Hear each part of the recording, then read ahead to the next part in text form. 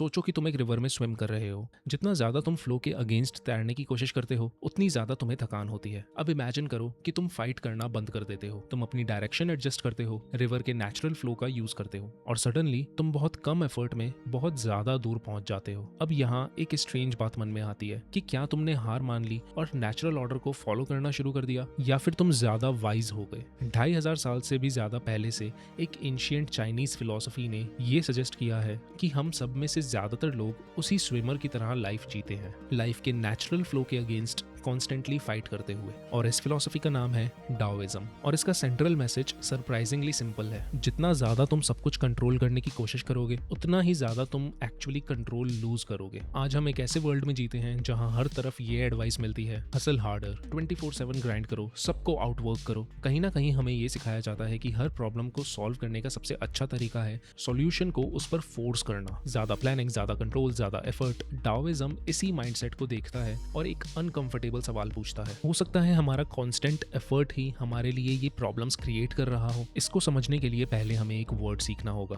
डाओ। डाओ का literal meaning है the way. ये रियलिटी के नेचुरल ऑर्डर को रेफर करता है, वो इनविजिबल प्रोसेस जिसके थ्रू सब कुछ चेंज होता है और इवॉल्व होता है। नेचर के बारे में सोचो, सूरज स्काई में राइज होने के लिए फोर्स नहीं करता, वो अर्थ के नेचुरल रोटेशन से अपने आप राइज हो जाता है। ट्रीज फास्टर ग्रो करने की कोशिश नहीं करते, एक सीजन के लेट होने से बाकी सीजन पैनिक नहीं करते। हर चीज अपनी नेचर के अकॉर्डिंग अनफोल्ड होती है। डाओइस्ट्स का मानना था कि हम ह्यूमंस ही वो क्रीचर्स हैं जो इस नेचुरल ऑर्डर के अगेंस्ट फाइट करते रहते हैं और हमारी सफरिंग भी यहीं से स्टार्ट होती है। डाओ दे जिंग की फेमस ओपनिंग लाइन है, the Dao that can be spoken is not the eternal Dao. पहली बार सुनने पे ये कंफ्यूजिंग लग सकती है, लेकिन इसका सिंपल मीनिंग ये है कि रियलिटी हमेशा हमारी डिस्क्रिप्शन से बड़ी होती है। जिस मोमेंट हम ये सोचते हैं कि हम लाइफ को कंप्लीटली समझ गए हैं, उसी मोमेंट में हम लाइफ को वर्ड्स के अंदर रिड्यूस कर चुके होते हैं। जैसे कि मैप कभी टेरिटरी नहीं होता, डिस्क्रिप्शन भी कभी एक्सपीरियंस नहीं होता। डाओइज्म हमें ये याद दिलाता है कि लाइफ को कभी भी फुली कंट्रोल नहीं किया जा सकता,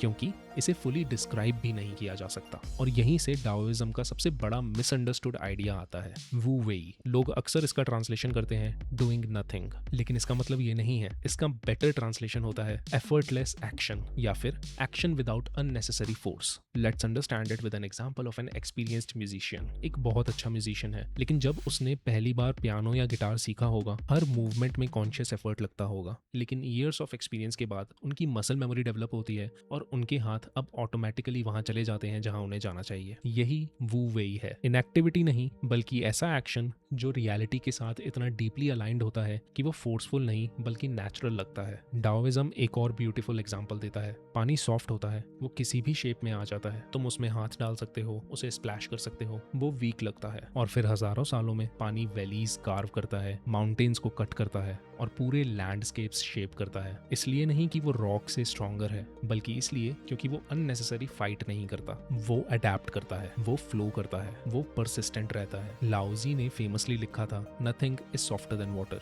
yet nothing can resist it. This is not a lesson about reverse, this is a lesson about life. अब यहाँ भी एक इंपॉर्टेंट पार्ट आता है। डाओइज्म ये नहीं कहता कि you should never work hard, बल्कि वो ये कहता है फोर्स को इफेक्टिवनेस के साथ कंफ्यूज मत करो। कभी कभी हम गलत डायरेक्शन में ज्यादा पुश करते हैं जबकि हमें डायरेक्शन चेंज करने की रिक्वायरमेंट होती है। कभी कभी हम लाउडली आर्ग्यू करते हैं इंस्टेड ऑफ साइलेंटली लिसनिंग। कभी कभी हम हर सेकंड प्लान करते हैं instead of responding to what is actually happening. दूसरे शब्दों में हम कंट्रोल को विजडम समझने लगते हैं। डाओइज्म सजेस्ट करता है कि विजडम अक्सर ज्यादा क्वाइट दिखती है। सबसे इंटरेस्टिंग बात यह है कि कभी कभी साइकोलॉजी भी इन्हीं सिमिलर काइंड ऑफ आइडियाज पे पहुंच जाती है। एथलीट्स इसे बीइंग इन द जोन कहते हैं, कई साइकोलॉजिस्ट्स इसे फ्लो कहते हैं। जब तुम किसी एक्टिविटी में कंप्लीटली एब्जॉर्ब्ड हो जाते हो, तुम हर मूवमेंट को फोर्स करना बंद कर देते हो, तुम्हारी अटेंशन एफर्टलेस हो जाती है और अक्सर तुम्हारी परफॉर्मेंस बेटर हो जाती है। डाओइज्म मॉडर्न फ्लो थ्योरी जैसा एग्जैक्टली नहीं है, लेकिन दोनों एक इंपॉर्टेंट बात रिकॉग्नाइज करते हैं। पीक परफॉर्मेंस अक्सर स्ट्रगल जैसी फील नहीं होती, वो अक्सर हार्मनी जैसी फील होती है। तो इसका मतलब हमारे लिए क्या है? शायद इसका मतलब ये है कि हमारी लाइफ के ऑब्स्टिकल्स को तोड़कर हमेशा आगे बढ़ना जरूरी नहीं होता। कई बार हम उन ऑब्स्टिकल्स के साइड में से भी निकल सकते हैं।